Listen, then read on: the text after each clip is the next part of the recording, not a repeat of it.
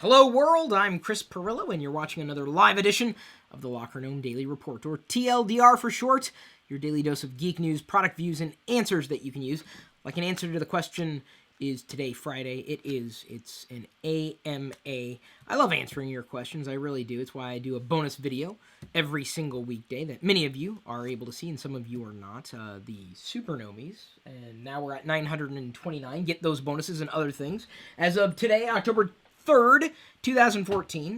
They're the people who help make the things that I do possible. And you are too, if you're watching. I appreciate all the support you can give. But we're going to be doing a couple of bonus videos this weekend for everybody, really. One is with Barnacle Nerdgasm. We're going to be doing another live Geek Out tomorrow night in this very YouTube channel. And then on Sunday night, I do believe we're setting the stage for a Daddy Hangout. So that'll be in the vlog YouTube channel, because it'll be mostly daddies and families and updates from other daddies who love vlogging. And I don't know if that's going to turn into a regular thing too, but it'd be kind of neat, I think. I'm trying to get more regular things going here, there, and wherever. And the more I can do, the happier I am. And hopefully the happier you are too, including the podcast. Don't know if you guys knew this, but I'm going to spin something up on SoundCloud. I don't know if you've been to SoundCloud before, soundcloud.com. That's where you can subscribe there. And also check out the podcast in iTunes. But it'll primarily be managed through SoundCloud, and all updates should get pushed onto iTunes from there if I have all the configuration settings set properly as well they should be. So, thank you, Supernomies, thank you, and this is the day I'm going to unbox the Fire 6. This is my Fire 6, I bought it. Well, no, I take that back. I did not buy this. I got it for free. You could get it for free, too. I'm not kidding. Amazon still got, the money, because effectively I traded in all of my, well, not all, a lot of my free Amazon gift cards I earned by way of go.tagjag.com/free apps and go.tagjag.com/free points. The links are in this video description. You can use them iOS, Android, US, UK, and in some cases Canada. So you can start earning free stuff. Cannot wait to unbox this live today in this very broadcast. As I answer questions, as I tell you that at some point, maybe next week, I haven't asked Diana this, but I'm pretty sure she'll say okay. She started to use her iPhone 6, and I hope to get her initial impressions on video in this channel at some point in the insanely near future, and we'll give our patrons, or Supernomies, a sneak peek of that video before it's out for everybody to see. First, let me tell you that managing your company's IT support needs can be challenging, and I don't need to tell you that. If you know it, you know it, especially when you have remote or mobile employees. That's why I highly recommend Citrix GoToAssist, the #1 global market leader in remote support. It's easy to use. Cloud-based remote support solution allows you and your IT team to solve problems faster. And if you sign up for GoToAssist before October 10th, this is important, you'll get another Citrix product of your choice free for 6 months. That's one hell of a bonus. GoToAssist Remote Support lets you provide live and unattended support to any computer or mobile device. Screen share to diagnose and fix problems faster and more effectively. The easiest tool I've ever used. And GoToAssist apps help easily deliver support anytime, anywhere. If you work in IT, I really want you to try GoToAssist. Or maybe you don't work in IT, but you know someone who works in IT. Or you have friends and family who work in IT. Let them know about this. This is a big deal. You could get another Citrix product of your choice free for 6 months. Sign up for GoToAssist today. That's what happens. Get another Citrix tool free for 6 months. Visit GoToAssist.com to get started. But don't wait. The special offer ends October 10th. Visit GoToAssist.com and sign up to receive this special offer today. If you do any kind of remote troubleshooting for computers, maybe that's your business, give it a shot. GoToAssist.com, one of my favorite troubleshooting tools of all time. Not a joke. So I'm going to dive in and answer some questions first before diving into this piece of hardware, which not a lot of people, I think, are excited about. Amazon doesn't seem to have grabbed the geeks' attention. And I've tried Amazon hardware before, and I've been impressed enough, but not, like, bowled over. We'll see if this new type of Amazon product will win me over, if only because they've forked Android at KitKat. So hopefully the performance issues that I saw replete in the Fire OS, that is Amazon's version of an operating system forked from Android. It's not Android outright. We'll see if this impresses me with at least the usability of a Fire HD6. John Whitaker asks, or really he posts, this is not really a question, but he's talking about how I have to sigh on this one too, because Samsung basically has an advertisement for the Galaxy Note 4 that kind of lays into the iPhone 6 over Bendgate. I thought we were over this, and here's the thing.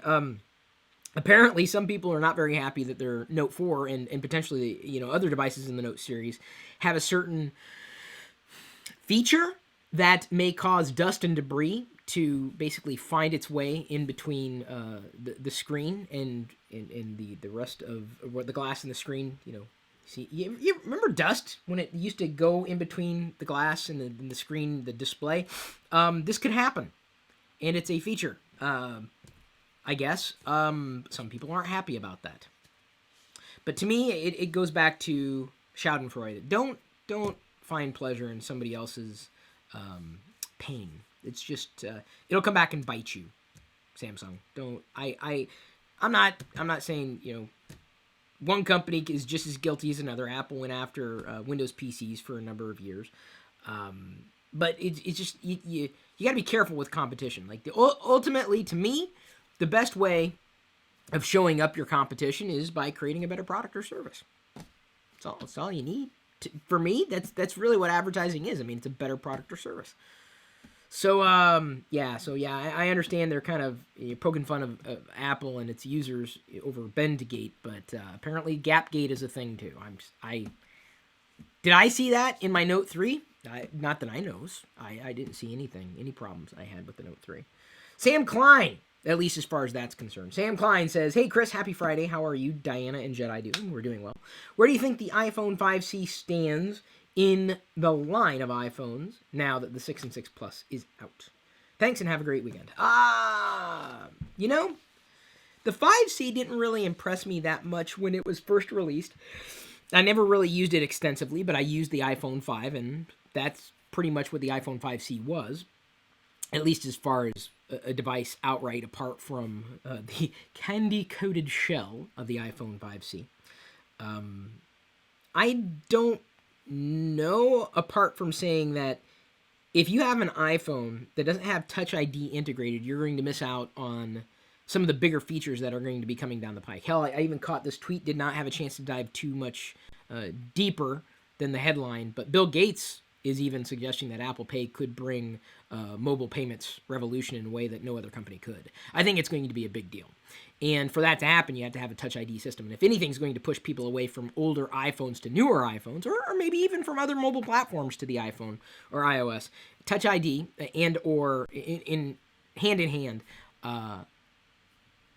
Apple Pay is going to be a big deal. Apple Pay is going to become one hell of an amazing feature. And here's what it's going to take. It's going to take credit card fraud, like, oh man, my credit card, someone's got my credit card number. That's all it's going to take for you to say, okay, that's it. I'm tired of this fraud. I gotta do something more to protect myself. That's another step forward. Does it protect it doesn't mean that you're fully protected? No, not at all. But it's definitely a step in the right direction. It'll be interesting to see how PayPal evolves with it. And PayPal,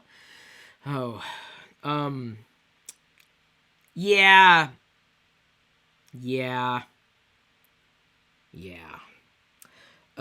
So anyway, I think the 5C, it's fine for what it is, but I think the biggest reason, if I can think of anything, forget something faster, forget something more svelte, the biggest reason, in my estimation, to upgrade from a 5C, or the reason why it becomes a bit more outdated, is not just Touch ID, but Touch ID in conjunction with Apple Pay. Barry asks, what do you get out of participating in and creating for your community genuinely? Barry, that is a fantastic question, and I have been struggling with this for years. There was a time when it was very difficult to communicate with other people, and that's when I was, first communicating with other people online. We didn't have Facebook, Twitter, YouTube, anything social at all. We had forums and chat rooms and mailing lists, and those kind of have fallen to the wayside. And what do I get out of it? To me, it's a sense of belonging. It's a sense of knowing that I'm impacting other people's lives in a positive manner. It's a sense of feeling like I'm doing something to make the world a better place. It may sound altruistic, but there are people out there who trust me, and I like being in touch with the people who trust me because I want to deepen that relationship with them. And I also, at a deeper level, want to connect them with others. I've been responsible that I know of for at least 2 marriages, people meeting in communities that I've set up. It's kind of neat. I like that. That's just cool. I mean, that genuinely, that's like, wow. You want to talk about changing the world? That's changing the world.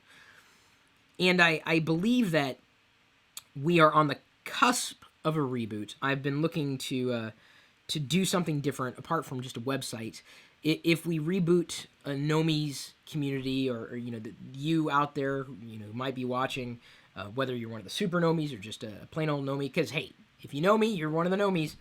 The next stage for us, I think, is going to be mobile. I think it's going to be a fully mobile community and not necessarily contingent on the web and web traffic.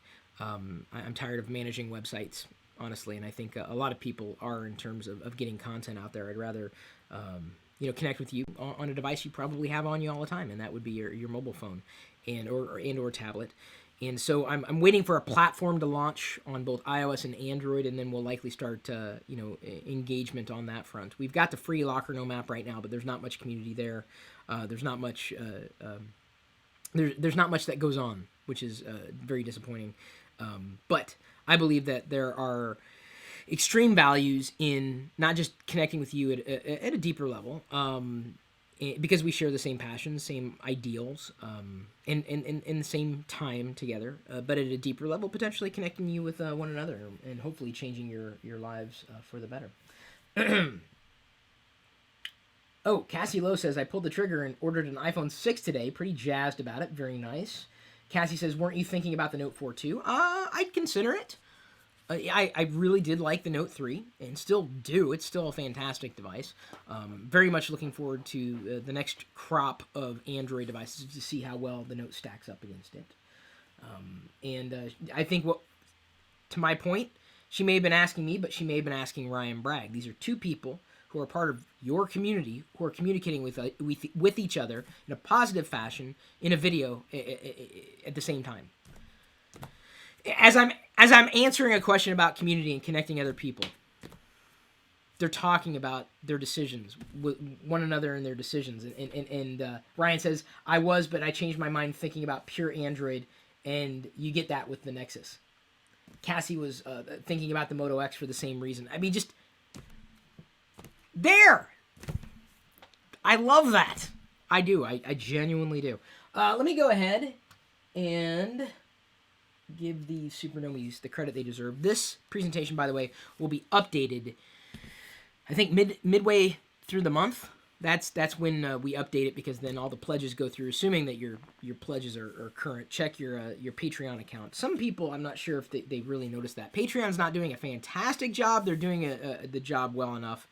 So here we go with an unboxing of the Fire HD6. Like the packaging, very clean. Right up front, you kind of see, okay, Pandora, LinkedIn, Skype, Facebook, Evernote. So you can see that there's some pretty big apps in a book right up front from John Green. Hello. So I know YouTubers should love the Fire HD6. I don't know if that's going to sell anymore. On the side there, or the top, you see Fire HD6, very stylishly placed there on the cardboard. Fire HD6 on that side. Fire HD6. This is an unboxing, so I got to show you the box, right? This is the device color indicated here by the sticker. Big fan of black devices. And then as I slide this off, inside there's orange. Right there, orange. And this looks a lot like the packaging from previous Kindle Fires, or just now Fires. They're no longer being called Kindles, I guess. This is interesting. Look at that. It's a little sticker. What's interesting about this is it says, certified frustration-free packaging. I don't know that there was a certification for that, but we will see here. Let's see if I get frustrated. It seems to indicate right here, there's a little pull tab that you need fingernails for. I'm not frustrated. Maybe I am. Hang on. There we go. All right. clean. This came off. And now we will open it. If we can figure out how to open it. There we go. Okay, y'all get first look. What does it say here? Nothing. It just says Fire HD, just in case you didn't know what you had already. Ooh, nice. Okay, you guys saw it first, and gals. Very bricky. That's my initial. It's heavy. Feels heavy for the size of it, and it's like massive phablet. Oh, I wish I had an iPhone 6 Plus now. Let me go ahead and grab the Note 3, just for comparison. It's Note 3-ish. Bigger than the Note 3. Note 3's on top. On the bottom is the HD6, or the Fire HD6. Wow. Okay. It's heavy. It's definitely got weight to it. That's not a bad thing necessarily, but it could be pocketable. This could be a pocketable tablet. I don't think I've ever seen a tablet, or certainly a phone in this size, but it is thick. Thick. But that's not bad, necessarily. Okay, as I'm holding it here, you can see that there are the edges. There are corners there. Smooth, Amazon, right there. I like that. I like the fact that the front of it doesn't have Amazon right up front. That would have perturbed me, honestly. I appreciate that Amazon's there in the back. It's kind of a hard plastic, not a soft plastic. And then all the regulations down there. There's camera, headphone jack on top. We've got what would appear to be, the micro USB port. Power button, assumedly. A volume rocker switch on the side. And this is like, what, the 8 gig version, I think? I didn't get like a high capacity version because I'm not sure how much I'm going to use it. And if anything, this may end up being in conjunction with not just my Amazon Prime, which, by the way, if you guys don't have Amazon Prime yet, sign up right now. And if you go through me, I get the credit. So, yay. That's cool. Oh, yeah. So it explains getting to know your Fire HD6. Kind of nice. I like this. Pretty simple for new users. Speakers on the back. At the bottom. And I think I pretty much... microphones on the top as well. Yeah, I think I covered everything that they expected to have me navigate. Now, if I'm also not mistaken, with the rest of the unboxing, there is the USB cable, micro USB, and assumedly some kind of adapter up here. With that, if I can get it out there, the AC adapter right there. Cute. Amazon brick. It looks like a tiny Apple TV. You know, that'd be neat if Apple TV was this big. It'd be kind of neat. All right, so let's go ahead and boot this up for the first time. If I can. All right, the power button's on the top. And I think this is already tied into my account, too. Because that's how Amazon does it. I got an email. Okay, well, there we go. Amazon. Okay, the screen is crispish. Clean. I like that. So here on the back. Yeah, crisp and vivid 6-inch HD display. 1280 by 800, over 1 million pixels, powerful quad-core processor, and pocketable design. This is potentially pocketable. Fire. Look at that. I made fire appear on the screen. It's sharp. Ish. I'm still detecting a bit of pixelization around the edges of that font. Here we are. Please select your language. Okay. And now it's asking me to join. I'm just going to complete the setup later. Oh, I got to register. Man, I wanted to dive into it. Can I register later? Complete setup later. I'll complete it later. There we go. Can't really do much with it because I need to register. But I can tell you this much. In terms of what I've experienced with the Kindle products before, a lot seems to have been mitigated. The herky-jerkiness that was replete in the earlier versions of the Kindles. As I'm scrolling back and forth, and granted I've not played any games, haven't done any apps, I'm not even online, it seems outright like pretty neat. I don't know if it's a good single-handed tablet though, if only because it's really kind of heavy. It's got some weight to it. That's an impression, but yeah, let's see if I can pocket it here. Yeah, it's in the pocket. Right there. It is pocketable. That's kind of neat. That might come in handy. I like that. Rotation is pretty quick, clean, simple.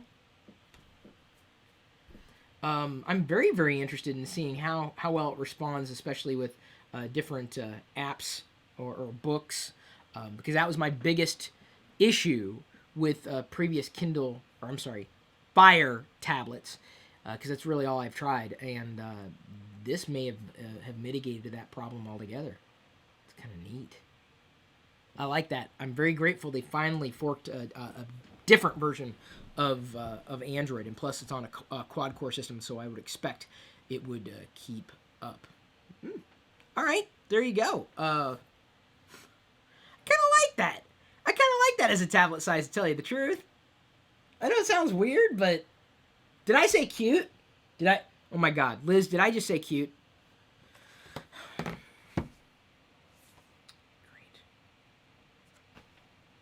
Yeah. I cannot wait to try this with, what is it, Free Time? Amazon's Free Time with Prime. They have something for kids, basically. Like a couple bucks a month and unlimited within the range of kid stuff. Games, music, apps, movies, and everything.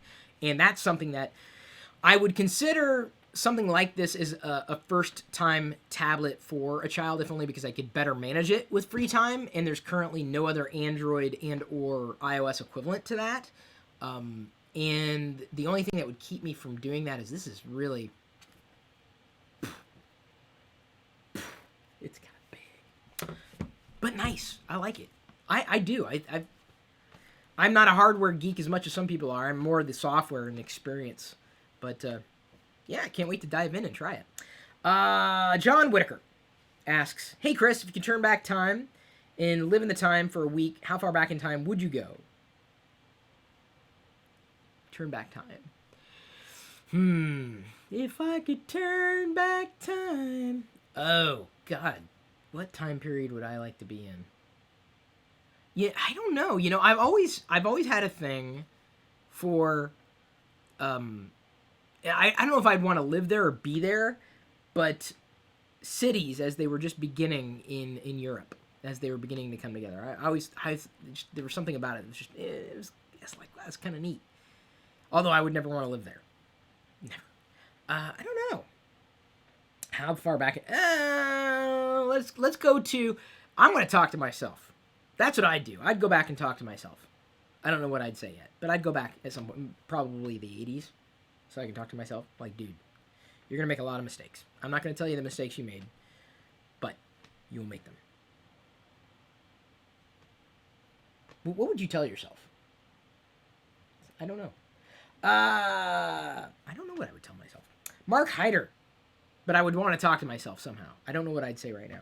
Mark Hyder asks, why do you think that the UK is so behind the times so that when you order a new ISP, you need to have a phone line as well?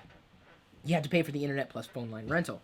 If it only cable does not need a phone line and not of the UK can get cable. Most ISPs offer fiber internet that goes by copper wire to your local exchange, your green box. The fiber is switched on at the exchange. Like with BT, you pay $20 a month for 3 months, like a rental. Well, Mark, it could just be an outdated system. And even the U.S. struggles in parts to keep up. Technology is advancing at such a rapid pace.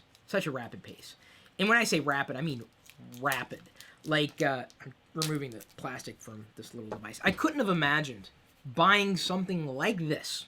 Even as it's not, it's bulky, but for what it is, and the price, specifically $99, I would never have imagined it 10 years ago having something like this.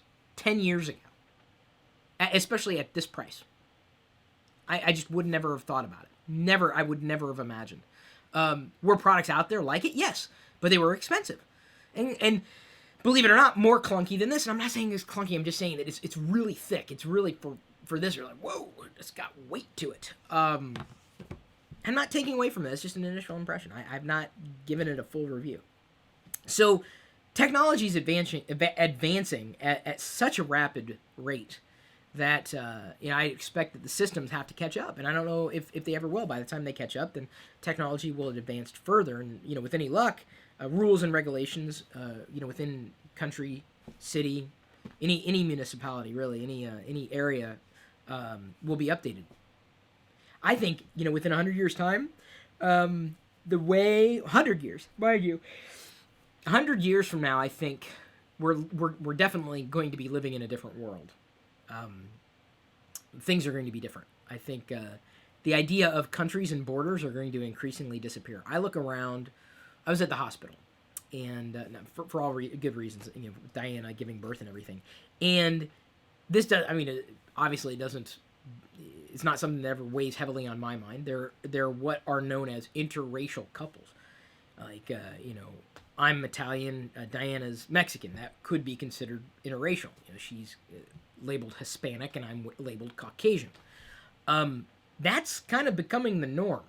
There's going to come a point in time when that's it. Like the idea of interracial is just we are here. We are human. We have all the races intermixing. That to me is not just utopia. I think that's it's an inevitability, and I think humanity will be better for it.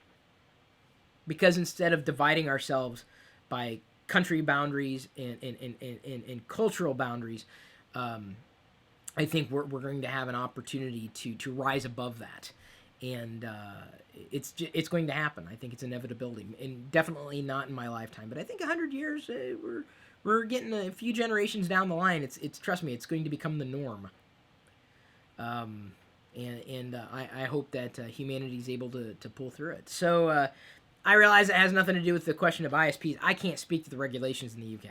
I'm just saying that it takes time, and the idea that you live there and I live here and we're governed by different rules is just we live on the internet, man. We're communicating in real time. What does it matter where you live? I think a lot of that's going to disappear. I really do, and that scares quite a few people, I'm sure. But I think we'll be better for it. I honestly do. I really genuinely do. Earl Green. And it's a very altruistic thing. I'm not talking, one world order guy. No, I'm not. I'm talking about just getting past these things that have held us back as a race of human beings. I mean, just imagine. Could you imagine a world where I would not have been able to be with the love of my life and have created a life together, as well as a life together, simply because other people didn't want me to? That to me is that's sad. That's really sad. It's sad that some people still feel that way too. It's really genuinely sad. It's pathetic. Like I say, just about every day. I hope you're happy as long as it doesn't come at the cost of somebody else's happiness. Earl Green, reposted from yesterday. What is your opinion and experience with running a separate operating system on a Mac with Boot Camp? My inclination is to not use it and stick with Parallels, but would appreciate your thoughts. I think it's worth it potentially, but I don't know if you're going to see that many gains in going Boot Camp with Windows versus going with Parallels. You could always install in Boot Camp and then access it through Parallels, but my recommendation, honestly, is just run a virtual machine in Parallels if you've already gone that far. And I think I've already shared the discount link with everybody. go.tagjag.com/parallels. But I think that it's something that you would have to consider for hard drive space or disk space. Performance, you may get a little more out of it, but there's a law of diminishing returns. It depends on what you're doing with it. If it's just browsing the web with Internet Explorer on Windows, you're not going to see that much of a difference. And you can save space and save yourself some hassle just by going with a straight-up VM. Mark Hyder again, what do you think about using an iPhone or just a phone call box or booth as a way to charge your mobile cell phone for 15 minutes?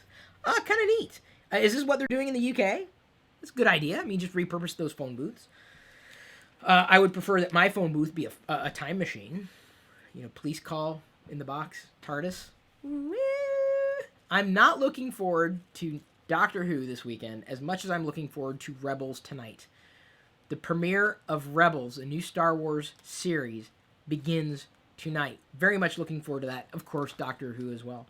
I always appreciate when we, the royal we, and this goes out to anybody, even if you don't have a king or a queen, or you don't live in that kind of society, when we are able to adapt or reuse or repurpose something in such a way that it works, even as technology changes. At one point in time, payphones were a reality. I needed a payphone. I remember needing a payphone to call my mom to pick me up from the mall when I was done. And if she wasn't at home, wouldn't have been able to reach her. Now, well, we got mobile phones. What are you going to do with those old payphones, those old phone booths? Well, what can we do with those?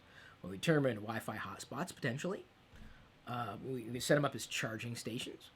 The thing I would be careful about in relation to charging or plugging your phone in to an unknown terminal, this is a big, big deal.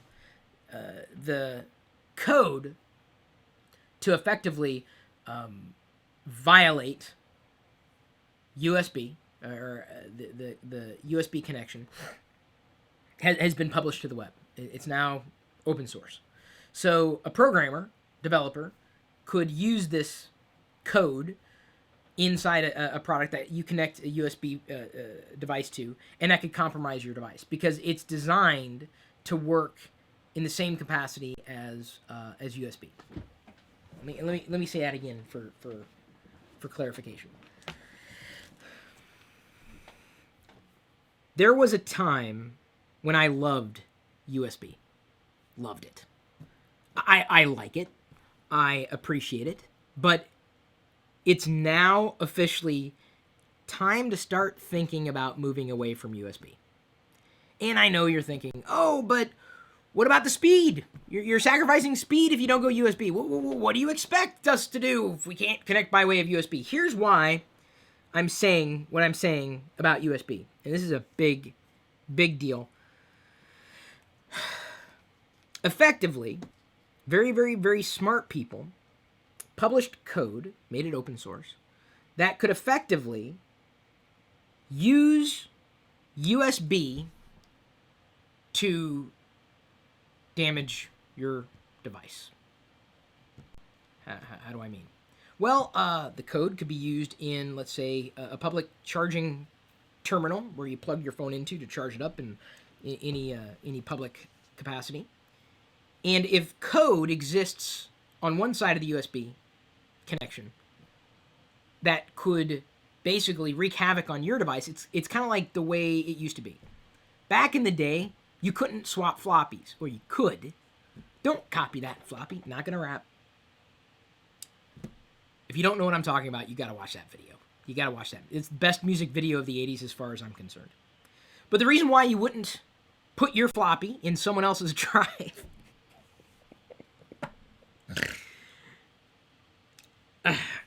you wouldn't want to get a virus, which again, it's funny. If you think about it in a double entendre way, which is where my mind immediately went. You could get a virus. And that was something that you could do. You put your disk in someone else's drive and walk away, and suddenly you're infected. Then you can take it back to your computer, and your computer's infected. Or vice versa. They stick their floppy in your drive, and then you're infected. The same thing is now possible with USB. The very thing that we've known, loved, and trusted for decades. I remember the first time I used USB. It was amazing. Going from a day and age of parallel cables and serial cables and just a mess to something like USB that was plug and play. So simple, so clean, so easy. Well, now it's potentially just as easy to infect your USB device by connecting it to something else by way of USB that has malicious code on it. It's not just theoretical, it's possible, and the code has been put out there on the open web. It is open source. It can be taken, modified, made even worse, although I don't know what that would mean. But imagine a scenario where you need to charge your phone or your new tablet, and you're like, I need to charge it. I'm in an airport. Oh, there's a public charging terminal, and you just plug in. Bloop, okay, it's charging. Well, here's the thing. The code may be able to identify what kind of device it is and go, oh, I know what you are. I'm going to send you this, and suddenly you've got a keylogger installed on the tablet, and you're none the wiser. You'll never know. Ever. You'll never know that I put bad stuff here, or that I'm scanning everything in your system. Oh, great. I've got all the information I need from you. I'm good to go. I'm good. Thanks. And you'll never know. You'll never know. It's possible. It's possible. And for that reason, I am going to start slowly backing away from using and relying on USB. It's just, sadly, the way it's going to be. Because I just don't want to take that risk. Don't want to take that risk. And this is something that is going to take a while for people to understand. Because even though people understood that putting a floppy disk in someone else's drive could get you infected, they did it anyway. But I think the risks are substantially higher these days with the proliferation of technology, and USB is just this trusted thing. You know, click, boom, done. Now when you plug in an iPhone to a device that says, hey, do you want to trust this computer? You have to opt into it. That's a big deal. Could it keep something from happening? Not necessarily. Because this code was written in such a way that it's not doing anything apart from what USB was designed to do. That's the problem. It's working as it was designed, it being USB. Could this be addressed with future USB revisions? That is entirely possible. But think about how many USB 1.1 devices you have. USB 2 devices. Possibly USB 3. Or, on down the line. Something to keep in mind. I would, if I were you, stop trusting USB. And that's sad to say. Unless you've got the device already, you don't know. You can't trust, even if they say, "Oh, this device is fine. This portable charger is fine." You don't know that unless you watched it go from the factory and you knew everything about that firmware to the time that you installed it or plugged it into a system. How are we going to get past this? It's a great question. In some cases, I have devices that I use USB with all the time. But it just takes one infected system to spread to others.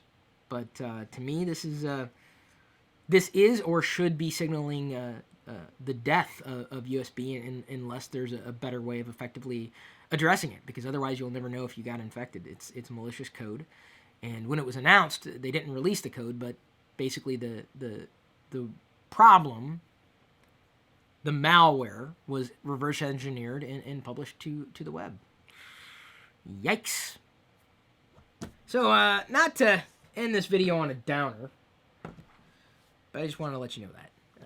I want you to know. Thank you for tuning in. Thank you for paying attention. Thank you for being you. I hope you have had a great day. Hope you have a great weekend. Hope you're able to watch Rebels too, as well as I will be watching Rebels tonight. Hope you're able to tune in for the Geek Out on Saturday. Hope you're able to tune in to Snack Time with Fathers, or whatever we call it, a Father's Hangout on Sunday, live in the vlog YouTube channel. Hope you watched today's vlog. Hope you enjoyed today's video, and I know some people did, some people won't. But that's all I really have to say. I'm thinking about recording some kind of audio podcast today. Still trying to figure out what schedule I want to go on with an audio podcast. If I do it every day, if I do it every week, I don't know. You guys you kind of have to let me know what you want. And of course, the Super Nomies will get first listen when things become official. And just give them bonuses. Some people said, you're just restricting. I'm like, no, I'm not. That's like saying, Starbucks is restricting access to coffee. No, they're not. You can walk in and buy some. That's really not a restriction. Well, it's a paywall. Well, okay. Get your coffee for free then. Knock yourself out. Thank you. I appreciate all the support. If no one's told you that they love you today, I love you. If you respect me, I respect you in return. That's how it works with me.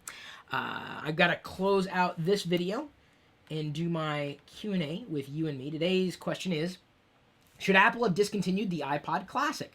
Fantastic question, and I'll be answering it in a few minutes in this very channel, and you may or may not appreciate my answer, depending on if you liked or didn't really like the iPod Classic. At this point, I'm going to leave you to your own devices.